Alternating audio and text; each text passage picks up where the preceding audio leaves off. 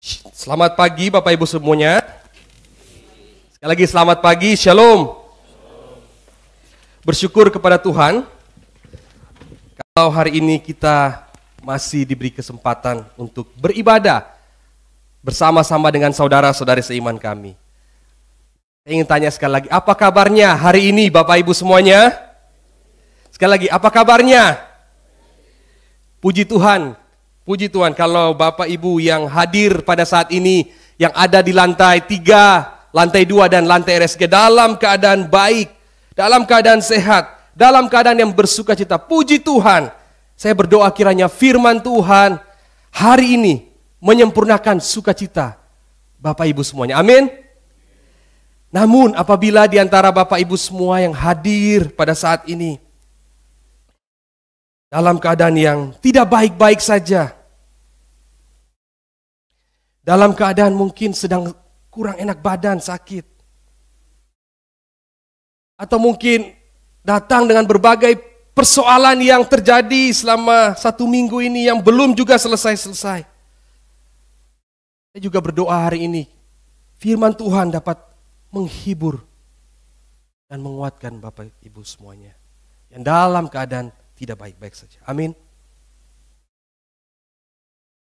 Bapak Ibu saudara-saudara yang dikasih dalam Tuhan, tema GKK Padang Minggu 7 Januari 2023 yaitu kabar baik yang diambil dari Mazmur pasalnya yang ke-23 yang tadi kita nyanyikan, ayatnya yang keempat. Namun saya mengundang Bapak Ibu semuanya untuk membaca secara bersama-sama dari ayatnya yang pertama sampai dengan ayatnya yang ke-6. Kita akan baca secara bersama-sama. Saya ayat pertama, Bapak Ibu semua ayat kedua, demikian seterusnya. Di ayat ke-6 kita baca secara bersama-sama. Mazmur 23 ayat 1 sampai dengan 6. Mazmur Daud. Tuhan adalah gembalaku, takkan kekurangan aku.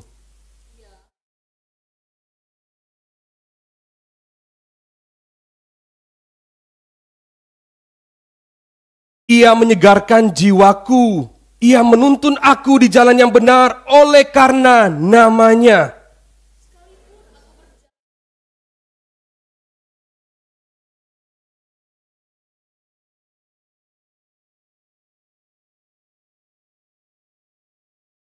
Engkau menyediakan hidangan bagiku di hadapan lawanku. Engkau mengurapi kepalaku dengan minyak, pialaku penuh melimpah.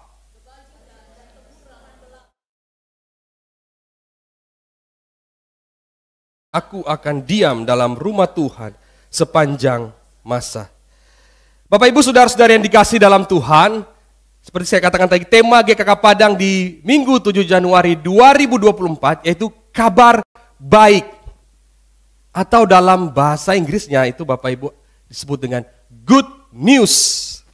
Di dalam bahasa Yunani yang ada di Alkitab ditulis dengan evangelion. Atau diterjemahkan ke bahasa kita, Injil. Di dalam bahasa Mandarinnya, Fuyin. Ini benar nggak ya? Fuyin ya. Saya cari terjemahannya dan cara bacanya. Bapak Ibu saudara-saudara yang dikasih dalam Tuhan, di dalam perjanjian lama atau di dalam bahasa Ibrani, kata kabar baik ini adalah Toda Besorah. Yang digunakan ketika Yoab yang adalah pengikut Daud, sekaligus panglima pemimpin pasukan Daud, itu menyuruh 2 orang, yaitu orang Ethiopia dan juga Ahimaaz bin Sadok untuk pergi membawa kabar kematian dari Absalom, anak Daud, anak Raja Daud, Absalom. Ayat Toda Besor, kata Toda Besor atau kabar baik digunakan pada saat memberitakan kabar kematian anak Daud. Daud yang sedang menunggu kabar dari pasukannya menyampaikan pesan kepada penjaga, kepada pasukannya menjaga pintu gerbang. Katanya begini, kalau ada seorang datang, katanya, maka ia membawa kabar baik, maka kabar baik akan disampaikannya. Kemudian ada orang lagi yang datang, yaitu orang Ethiopia. Di sana juga Daud mengatakan kepada penjaganya, itu pun juga orang yang datang itu adalah pembawa kabar baik.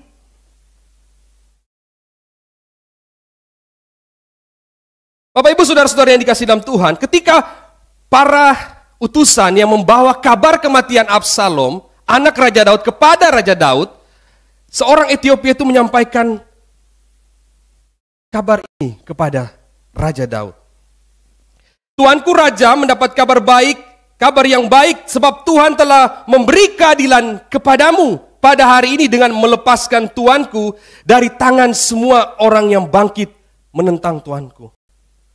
Kabar baik, tapi adalah kabar kematian anak dari Daud.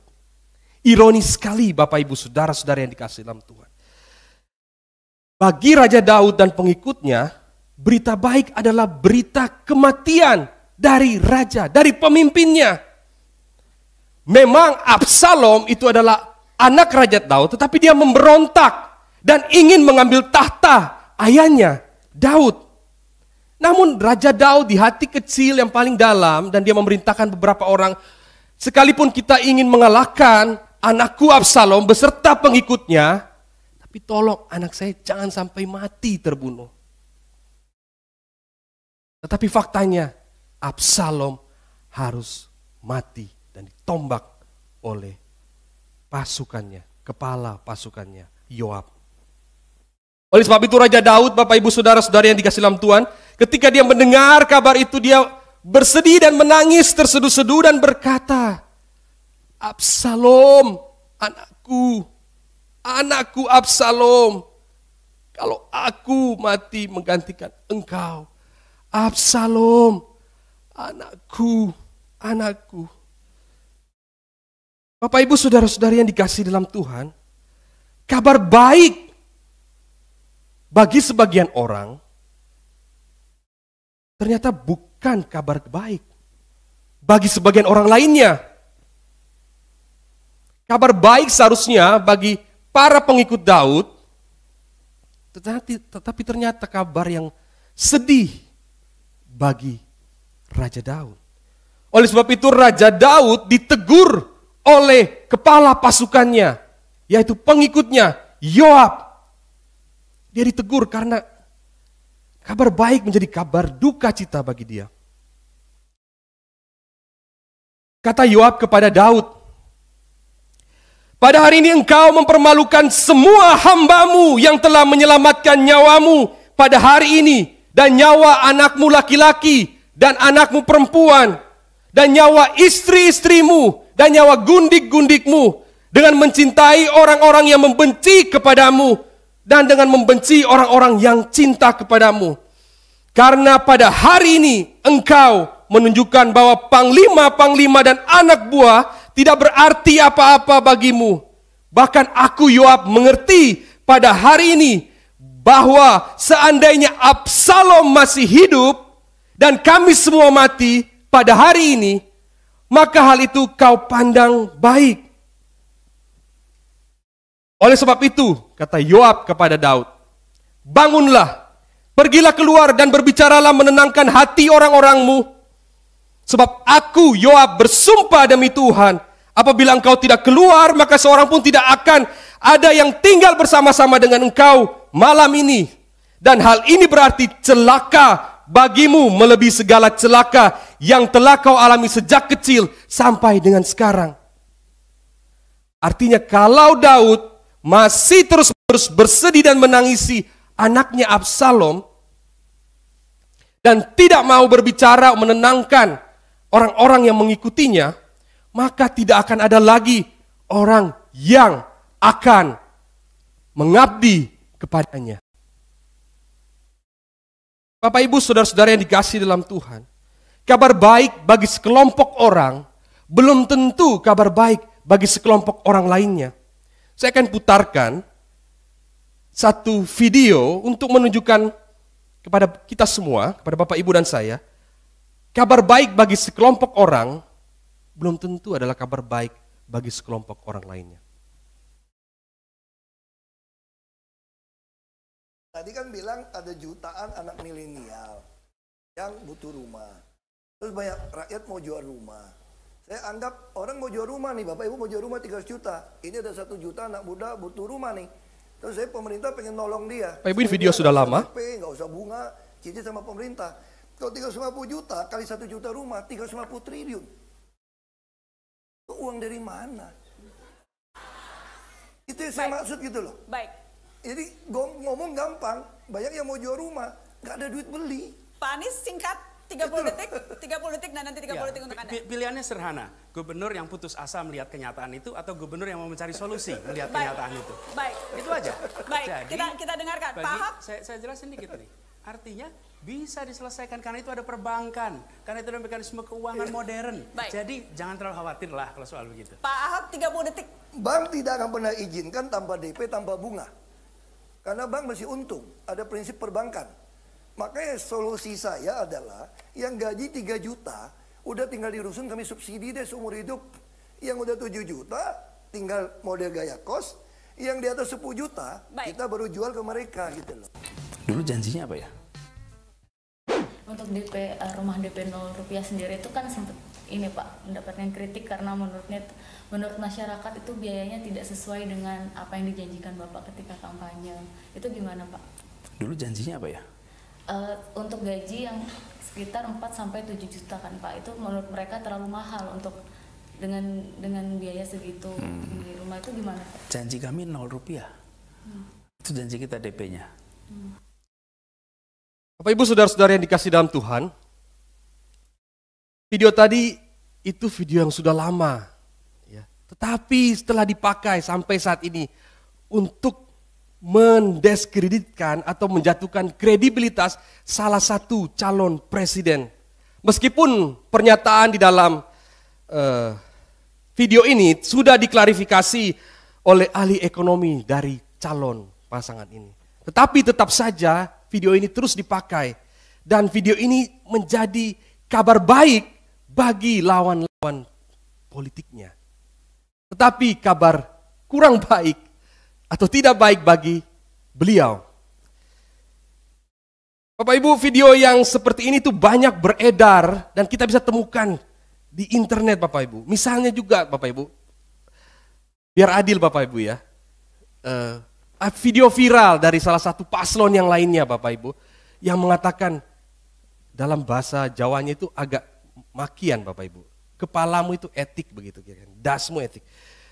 Bapak Ibu, video ini viral dan juga menjadi kabar yang tidak baik bagi paslon yang ini beserta pengikut-pengikutnya. Meskipun juga video ini sudah diklarifikasi oleh timnya bahwa ini adalah guyonan atau bercanda di antara internal keluarga partainya gitu. Tapi tetap saja ini dipakai untuk menyudutkan sehingga ini tidak menjadi kabar baik bagi beliau dan timnya serta pengikutnya, dan juga menjadi kabar yang baik tentunya bagi lawan-lawannya yang lain Bapak Ibu. Biar adil Bapak Ibu, saya kasih yang satu lagi. Ini video lama tahun 2020.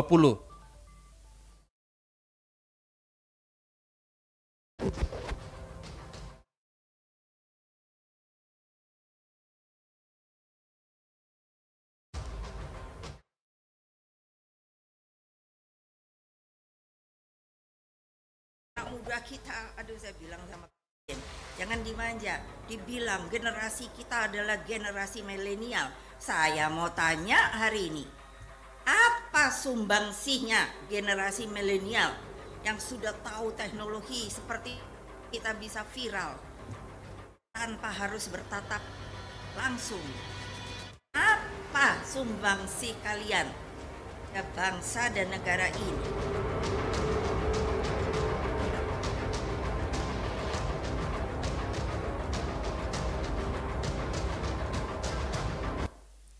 Bapak Ibu saudara-saudara yang dikasih dalam Tuhan, video ini pun tahun 2020 tetapi dipakai saat ini untuk mendiskreditkan partai yang ngomong tadi, ketua umum partai yang mendukung salah satu paslon pasangan calon presiden. Meskipun ini juga video sudah diklarifikasi. Ada yang mengatakan ini diambil sepotong, tidak full, konteksnya berbeda. Bukan untuk milenial semuanya, ada beberapa milenial. Sebab ada milenial yang berkontribusi bagi bangsa ini, yaitu Menteri Pendidikan Mas Nadiem Makarim. Beliau adalah pendiri dan juga pemilik saham startup Gojek yang sudah membuka lapangan pekerjaan yang begitu banyak bagi rakyat Indonesia. Bapak Ibu saudara-saudara yang dikasihi dalam Tuhan, kabar baik bagi sebagian orang belum tentu adalah kabar baik bagi sebagian orang yang lainnya. Bapak Ibu saudara-saudara yang dikasihi dalam Tuhan, algoritma internet di handphone kita dan di laptop kita memang disetting untuk dan dirancang untuk menerima setiap berita yang kita sukai, yang menurut kita itu adalah kabar baik. Kalau kita senang dengan berita tentang salah satu paslon, maka yang akan muncul banyak di beranda berita kita adalah paslon tersebut. Algoritma tanpa Bapak Ibu cari, dia akan men-trace apa yang Bapak Ibu sering lihat, sering tonton, dan sering cari di internet kita. Dan ini sangat berbahaya Bapak Ibu. Dan memang teknologi internet ini memang diciptakan atau dibuat untuk melayani kepentingan penggunanya. Sehingga apa yang disukai, apa yang sering kita cari, maka hal itu yang akan terus masuk di dalam HP kita. Kita akan disuguhkan dengan berita-berita dan video-video yang sering kita lihat. Contohnya Bapak Ibu, saya berikan contoh. Ini adalah beranda dari YouTube saya. Saya belum cari apa-apa Bapak Ibu, belum searching mau cari dengar apa, tetapi dia sudah tawarkan 3 pilihan. Video yang paling atas itu adalah film, yang kedua adalah musik, yang ketiga adalah stand up comedy. Kenapa dia tawarkan? Karena 3 jenis konten ini, video ini paling sering saya cari, saya nonton dan saya lihat. Sehingga tanpa saya cari pun ketika saya buka, inilah yang akan dia tawarkan. Jadi kalau Bapak Ibu sering lihat paslon 1, 2, atau 3, itu akan muncul terus di beranda Bapak Ibu. Berita-berita tentang mereka. Dan ini yang di Google saya. Saya baru masuk Google, belum searching. Langsung ditawari ada banyak berita, tapi saya screenshot yang paling atas itu ada 2. Ya, seperti ini berita yang sering saya cari, yang saya baca. Bapak Ibu saudara-saudara yang dikasihi dalam Tuhan, memang kita sebagai manusia yang berdosa, kita punya kecenderungan untuk selalu mendengar, melihat apa yang kita sukai, apa yang kita inginkan, apa yang kita hasratkan di dalam hati kita. Itu adalah kecenderungan kita sebagai manusia.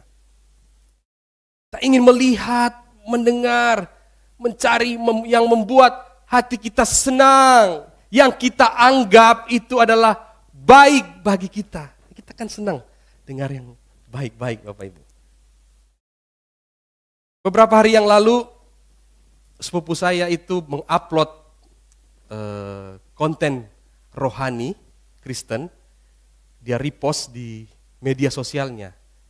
Seperti ini Bapak Ibu. Tahun yang baru. Abraham diberkati oleh Tuhan, Daud diberkati Tuhan, Sarah diberkati Tuhan. Tahun ini Anda akan diberkati oleh Tuhan yang sama. Ada amin? Bapak Ibu, kemudian saya membaca ini dan saya chat pribadi kepada dia. Kemudian saya bertanya, kok hanya Abraham? Kok hanya Daud? Dan kok hanya Sarah? Kenapa tidak Ayub atau Paulus atau murid-murid Tuhan Yesus atau bahkan Tuhan Yesus sendiri? Hanya 3 orang ini yang dipost. Saya kemudian bertanya-tanya dalam hati saya. Tapi sebelum saya tanya kenapa, dia tanya, saya suka upload aja, saya suka repost aja gitu. Jadi karena dia suka, saya jadi bertanya-tanya Bapak Ibu. Apakah karena Ayub itu kehilangan harta bendanya dan orang-orang yang dikasihnya, dan murid-murid Tuhan Yesus 11-nya mati dibunuh orang, dan satunya mati di dalam kesendirian di Pulau Patmos, sehingga mereka tidak masuk di dalam kategori diberkati Tuhan dan tidak masuk di posting ini? Atau kenapa enggak Paulus? Apa karena Paulus tidak memiliki harta yang berlimpah dan dia dipenjara dan akhirnya dijatuhi hukuman mati sehingga juga dia tidak masuk di dalam konten ini, tidak masuk di dalam kategori yang diberkati? Saya bertanya-tanya, kenapa sampai diupload? Hanya 3 orang ini. Apa diberkati melimpah ruah, berlimpah secara jasmani, sehingga memang sesuatu yang menikmat. Kita memang suka apa yang menyenangkan hati kita, yang kita anggap baik. Kenapa konten ini tidak tulis, tahun ini kita semakin diberkati oleh Tuhan Yesus. Amin. Dan semakin setia mengikuti Tuhan Yesus. Harusnya ya seperti itu gitu. Atau ditulis tahun ini kita semakin serupa dengan Tuhan Yesus dan menjadi berkat bagi orang lain. Ada amin? Harusnya kita menjadi berkat dari orang lain. Bukankah kita sudah menerima berkat terbesar di dalam hidup kita, yaitu Yesus Kristus sebagai Tuhan dan Juru Selamat? Bukankah Yesus adalah harta yang terindah, yang terbesar, karena Dia adalah sumber keselamatan kita?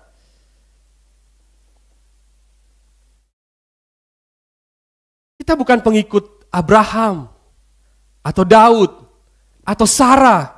Kita pengikut Tuhan Yesus, Bapak Ibu. Kita kan disebut murid-murid Tuhan Yesus, bukan murid-murid Abraham atau Daud atau Sarah. Dan inilah kabar baik Injil itu, bahwa Yesus Kristus Tuhan dan Juru Selamat. Dan ini yang harus kita bagikan. Kita sudah menerima berkat terbesar.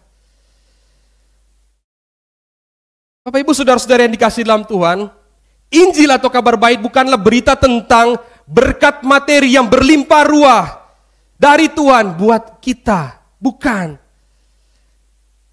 Kita tidak perlu menjadi seorang Kristen, menjadi orang Kristen, pengikut Tuhan untuk menjadi seorang yang berlimpah ruah materi. Tidak perlu Bapak Ibu untuk menjadi seorang Kristen. Bapak Ibu bisa. Injil atau kabar baik bukan bahwa hidup kita, ketika kita menerima Injil, dalam hidup kita tidak akan ada masalah, penyakit, tantangan, pergumulan, atau hidup kita akan lurus-lurus aja ketika kita menerima Injil. Yesus Kristus adalah Tuhan dan Juru Selamat. Hidup kita kayak jalan tol, tanpa ada hambatan sama sekali. Bukan. Injil atau kabar baik bukan demikian. Perikop yang kita baca di Mazmur 23 itu adalah kabar baik, Injil. Pesan yang ingin disampaikan oleh pemazmur di dalam Mazmur 23 bahwa Allah, Yahweh, Tuhan adalah pribadi yang menolong, yang melindungi, yang memelihara, dan yang menyelamatkan hidup Bapak, Ibu, dan saya. Itu pesan utama dari Mazmur 23 yang kita baca. Tuhan digambarkan sebagai seorang gembala yang melindungi, yang memelihara, dan yang menyelamatkan domba-domba gembalaannya. Mazmur 23 bukanlah pengakuan pribadi, bukan saja pengakuan pribadi Raja Daud bahwa Tuhan telah melindungi, memelihara dan menyelamatkan dirinya dari lawan-lawannya, termasuk dari anaknya Absalom. Ini bukan saja pengakuan pribadi Raja Daud. Tetapi Mazmur 23 ini adalah juga sebuah pengakuan secara komunal umat Israel. Bagaimana Tuhan memelihara, melindungi, menyelamatkan mereka ketika mereka di penindasan di Mesir, ketika mereka keluar dan kelaparan di tengah gurun, dan ketika mereka menghadapi ancaman dari orang-orang yang tidak senang mereka untuk masuk dan menetap di tanah Kanaan. Ini bukan saja pengakuan individu Daud, tetapi ini adalah pengakuan umat Tuhan secara komunal. Mazmur 23 adalah sebuah jaminan bahwa sekalipun aku berjalan di dalam lembah kekelaman, atau yang lebih literalnya, sekalipun aku berjalan di dalam bayangan kematian, aku tidak takut bahaya, atau aku tidak akan takut pada kejahatan.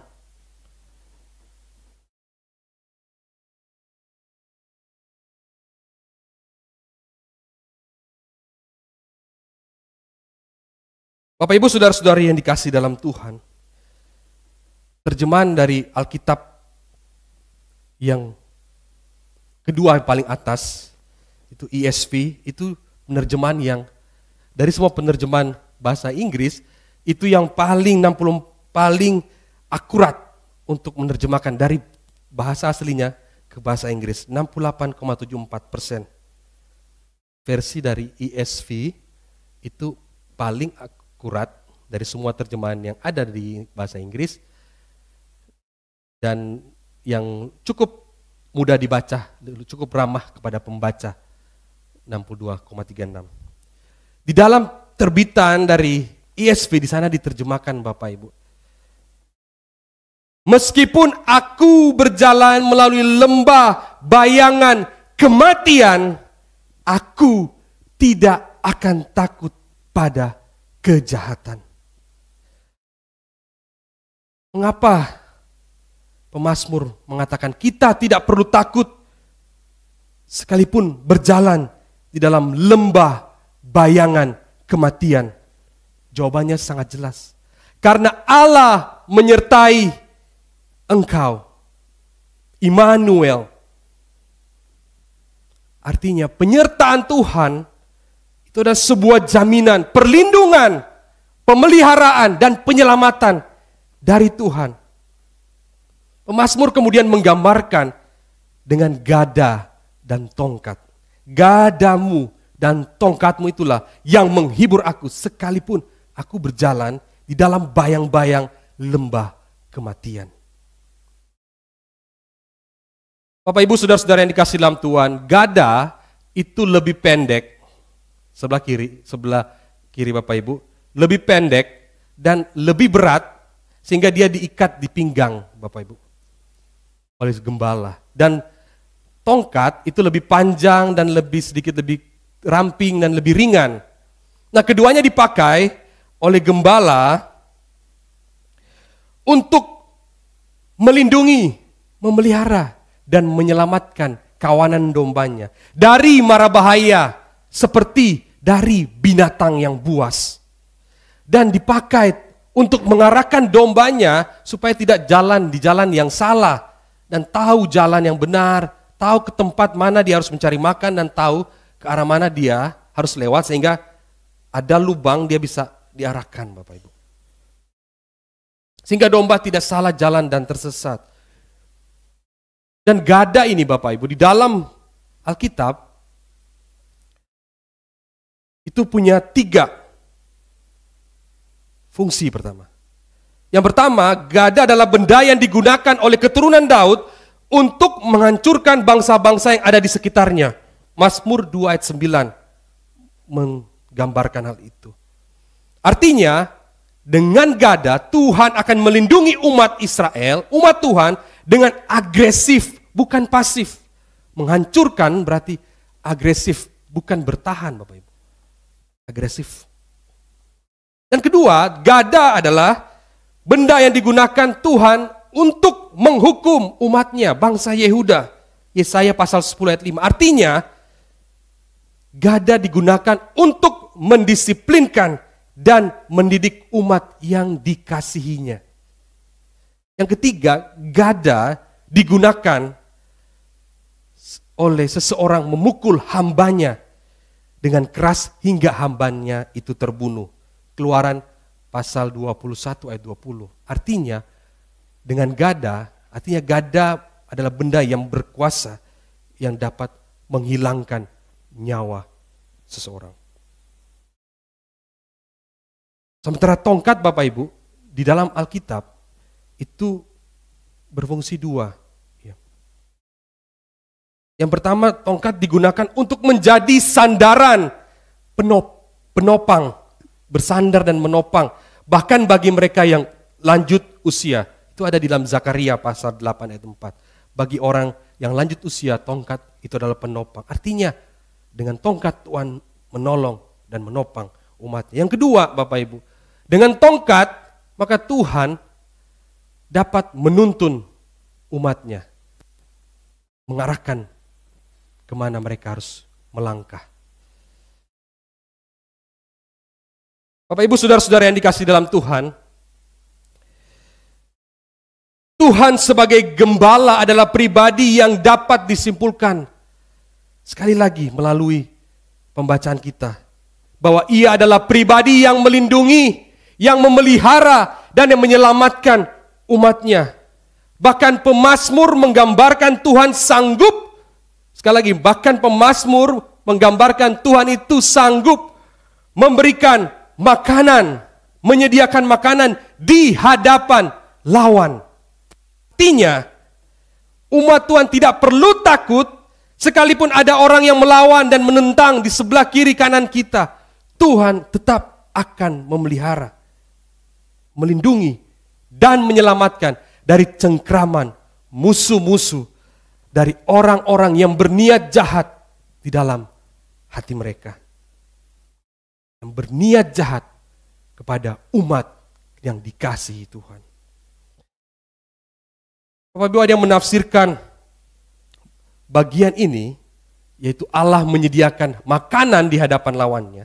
Itu sebagai sebuah tindakan keramah tamahan, sebuah hospitality.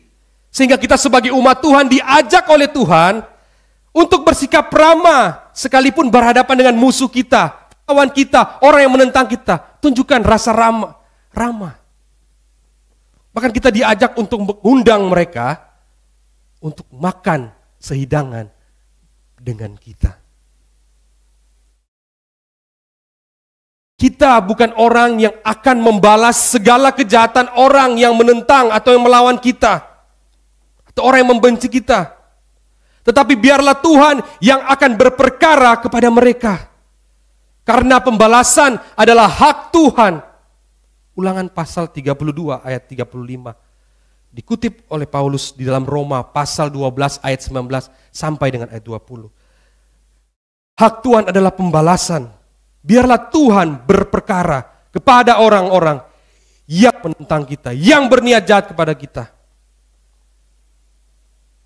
Bapak Ibu saudara-saudara yang dikasihi dalam Tuhan, bukankah Injil adalah kabar baik bahwa Allah seperti seorang gembala yang melindungi, memelihara, dan menyelamatkan hidup kita. Karena itu Bapak Ibu, di ayat terakhir, pemazmur menyatakan puncak kepercayaannya kepada Allah.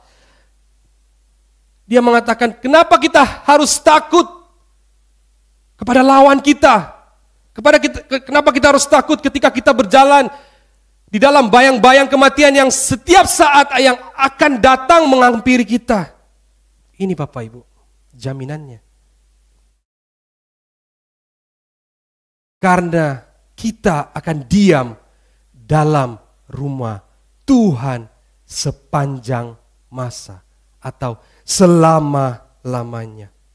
Sebuah jaminan dari Tuhan bahwa kita selamanya tidak akan terpisahkan dari Tuhan. Bapak Ibu saudara-saudara yang dikasihi dalam Tuhan, meskipun Mazmur ditulis di dalam perjanjian lama, tetapi itu juga berlaku bagi umat perjanjian baru dan kita saat ini yang hadir di Kota Padang. Meskipun kita bukan keturunan Israel secara darah, tetapi secara darah Kristus kita semua adalah disebut sebagai Israel yang baru. Di dalam perjanjian baru semakin nyata yang jelas bahwa Tuhan beserta dengan kita dalam Yesus Kristus dan dalam kuasa Roh Kudus. Inilah jaminan mulia bagi kita saat ini. Bukankah Yesus pernah berkata, Bapak Ibu, akulah gembala yang baik. Gembala yang baik memberikan nyawanya bagi domba-dombanya. Seorang upahan yang bukan gembala dan yang bukan pemilik domba-domba itu, ketika melihat serigala datang untuk menerkam domba itu, dia akan meninggalkan dan lari. Karena dia adalah seorang upahan dan tidak memperhatikan domba-dombanya. Yesus berkata 2 kali, Bapak Ibu, akulah gembala yang baik. Karena aku bukan orang upahan. Yang kedua, Yesus berkata, akulah gembala yang baik. Dan aku mengenal domba-dombaku. Dan domba-dombaku mengenal aku. Yesus adalah gembala kita. Bapak Ibu saudara-saudari dikasih dalam Tuhan, saya akan tutup dengan satu buah video yang memperlihatkan relasi antara gembala dan juga kawanan domba ternaknya. Mungkin Bapak Ibu sudah sering melihatnya, tapi saya ingin memutarkan sekali lagi untuk menggambarkan relasi domba dan gembala. Bagaimana domba tahu suara dari gembalanya.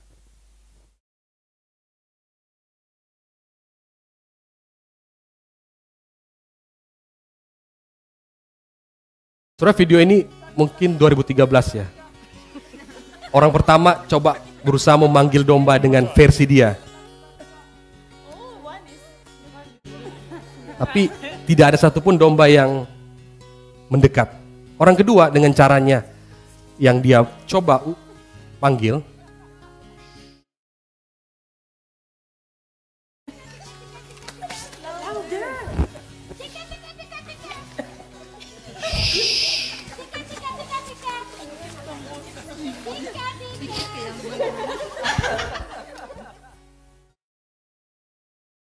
Yang ketiga Bapak Ibu, seorang gadis muda.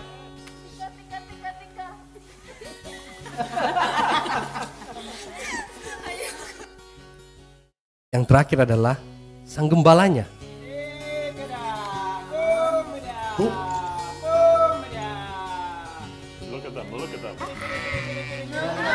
Ada jawaban saudara, ada respon dari gembalanya. They are coming. Oh my God. Oh my God. I can't believe this. Oh my God. These two heard first. Oh my God. This is amazing. One more.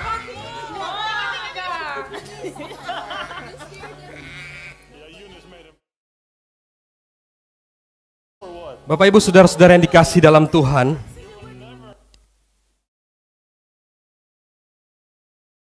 gembala mengenal dombanya dan domba mengenal suara gembalanya, itu bisa terjadi karena ada relasi yang dibangun setiap hari antara gembala dengan domba kawanannya. Tanpa relasi itu Bapak Ibu, domba tidak bisa mengenal mana suara gembalanya, mana suara-suara sumbang yang ternyata membawa ke dalam celaka. Bapak Ibu saudara-saudara yang dikasihi Tuhan, suara-suara sumbang atau suara-suara lain itu seperti Google Map yang error, yang salah menunjukkan titik lokasi dari rumah Bapak Ibu misalnya ke gereja Kalam Kudus Padang. Suara sumbang itu seperti aplikasi Google Map yang error. Tapi meskipun error, Bapak Ibu tidak akan tersesat, bukan? Karena Bapak Ibu setiap minggu ke gereja ini. Bahkan ada yang dari kecil itu ke gereja ini di Kampung Nias. Bapak Ibu semuanya bukan orang asing yang datang dari luar mau cari Kalam Kudus. Beberapa bulan yang lalu ada jemaat datang ke Kalam Kudus dari luar dengan menggunakan aplikasi Google Maps. Dia dituntun Bapak Ibu. Kalau aplikasinya error, dia pasti akan salah jalan, dia nggak tahu. Tetapi Bapak Ibu, semua yang hadir di sini adalah orang yang tahu tempat ini. Artinya Bapak Ibu, kita tidak mudah dikecoh. Suara gembala agung kita dan suara-suara yang berbisik manis di telinga kita ya. Dan ternyata membawa ke dalam jurang kematian kekal. Bangunlah relasi Bapak Ibu setiap hari dengan Tuhan gembala kita. Lewat doa, pujian rohani, dan pembacaan firman Tuhan yang singkat. Itu sangat membantu kita untuk semakin peka terhadap suara gembala kita. Bapak Ibu saudara-saudara yang dikasihi dalam Tuhan, kalau tahun ini Tuhan izinkan Bapak Ibu dan saya melangkah di dalam lembah kekelaman. Ada orang-orang yang menantang kita, yang menentang kita. Atau mungkin ada penyakit yang Tuhan izinkan menimpa saya atau Bapak Ibu dan kita semua. Dan kemudian Tuhan tidak menjawab doa kita. Tidak terjadi mujizat di dalam hidup kita. Bukan berarti Allah tidak bekerja. Allah selalu bekerja dalam hidup kita. Dia tetap Allah yang berkuasa atas dunia ini. Dan Allah yang melindungi, memelihara, dan menyelamatkan kehidupan Bapak Ibu dan saya. Dan itulah kabar baik. Jangan takut. Kita punya gembala yang akan melindungi, memelihara, dan menyelamatkan Bapak, Ibu, dan saya. Yaitu Yesus Kristus, Tuhan dan Juru Selamat kita. Amin. Mari kita berdoa.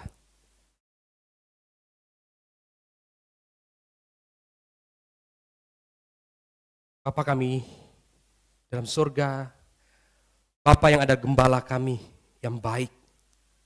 Terima kasih Tuhan. Ada kesempatan bagi kami untuk belajar sedikit dari firman-Mu. Untuk mengingatkan kami kabar baik yang sudah kami terima. Bahwa Engkau adalah Tuhan dan Juru Selamat kami. Kami tidak perlu takut menjalani kehidupan ini. Sekalipun ada yang menentang, melawan kami. Sekalipun pergumulan dan tantangan ada di hadapan kami. Kami tidak takut Tuhan. Sebab Engkau Allah yang menjamin hidup kami. Bahwa selama-lamanya kami akan diam di rumah Engkau. Ini doa kami Tuhan. Di dalam nama anak-Mu Yesus Kristus. Gembala kami yang baik, kami berdoa. Amin.